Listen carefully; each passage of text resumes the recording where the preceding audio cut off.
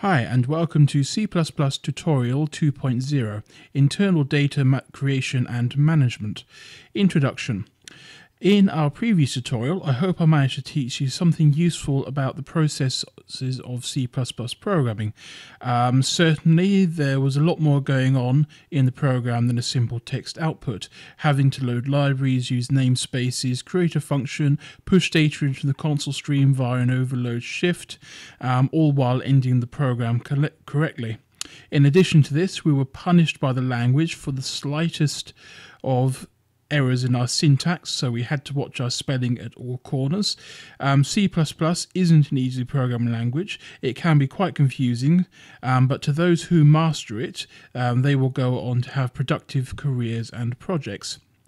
But despite that, the program's result isn't always that useful.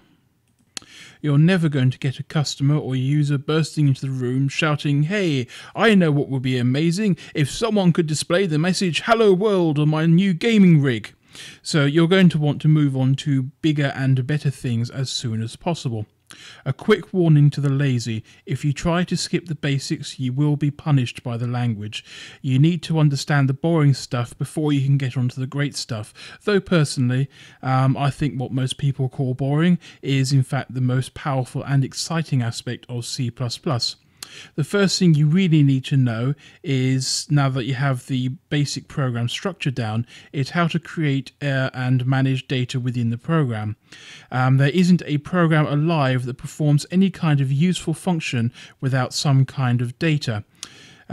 For the most advanced RPG games to the from the most advanced RPG games to the smallest calculating applications, data is the bedrock of both programming and computers, so it is important to get a good handle and understanding on it. Naming your data. Naming your data with sensible identifiers is the most important consideration when dealing with data you input directly into the program. Imagine if you were working at a desk and someone came up to you and said 21, Caterpillar and 5.5. You'd look at them as if they were insane, wouldn't you? But if that same person came up to you and said 21 people are going to the Caterpillar room at £5.55 a head, in the context of your business that would make much more sense. Now think, how would you identify that information to someone else or yourself? When you think of 21, you might think people. When you think of the room's name, you might think room. When you think of the price, you might associate it with the word price. Computer programming works in the same way. In fact, these three pieces of data represent the three primary types of data you can store in your program. 21, 5.55 and Caterpillar, in that order, would be stored in your program as an integer, float, or char/string. I will go on to strings later, but for now we're going to be using chars. An integer represents a whole number. That means it can be anything from 1, 2, 3, 4, 100, 1000, etc. A float indicates a fractional number, for instance 0.3, 1.5, 3.1415926, while the name can be handled as a char or string. Naming your variables. A valid variable name is referred to as an identifier. Identifiers are a sequence of one or more letters, numbers, or underscores. You cannot use spaces,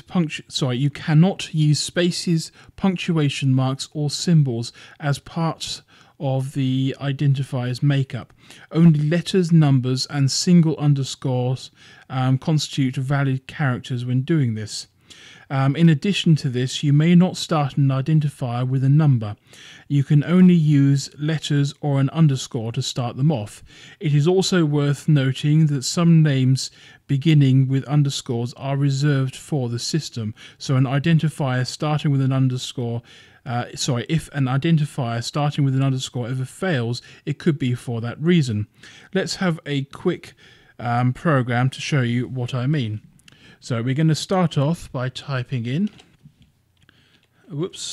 hash include and IO stream using namespace std semicolon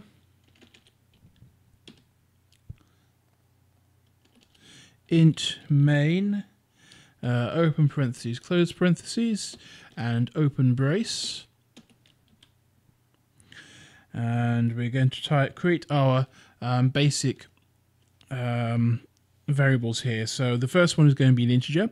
The command for that is int underscore a1. It can be anything you like. It could be Bertie, it could be Pete, it could be underscore 590. You know, it can be anything like that. So I'm going to go with a1 as equals 5 semicolon, and then we're going to type in float underscore a2 equals 5.55 semicolon. Char, put an asterisk in there, underscore a3 equals hello world. Now what we're going to do is output these variables to the consoles by referring to their identifiers. We're going to do this by typing in cout left shift operator underscore a1 left shift. Now we're going to put an end L in there. That's basically making sure the program goes onto a new line, which you should understand by now. Underscore a2, and we're going to do the same again, end L, and shift the a3 into the stream as well, and end L semicolon.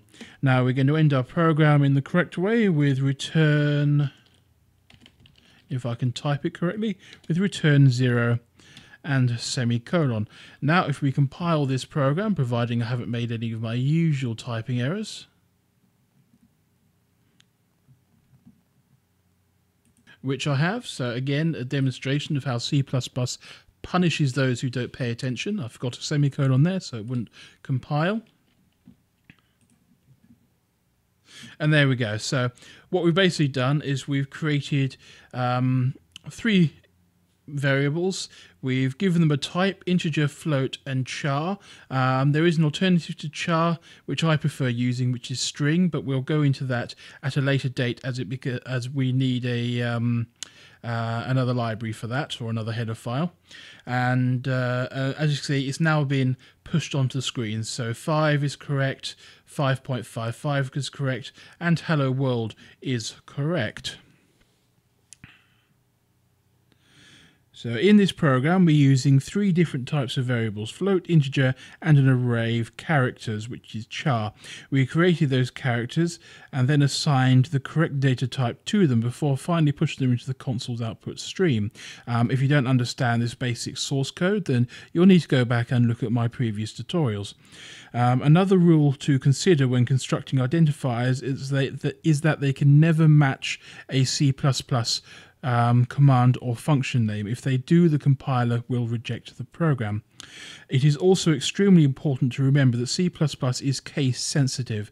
This applies to any variable you create as much as the commands you type in.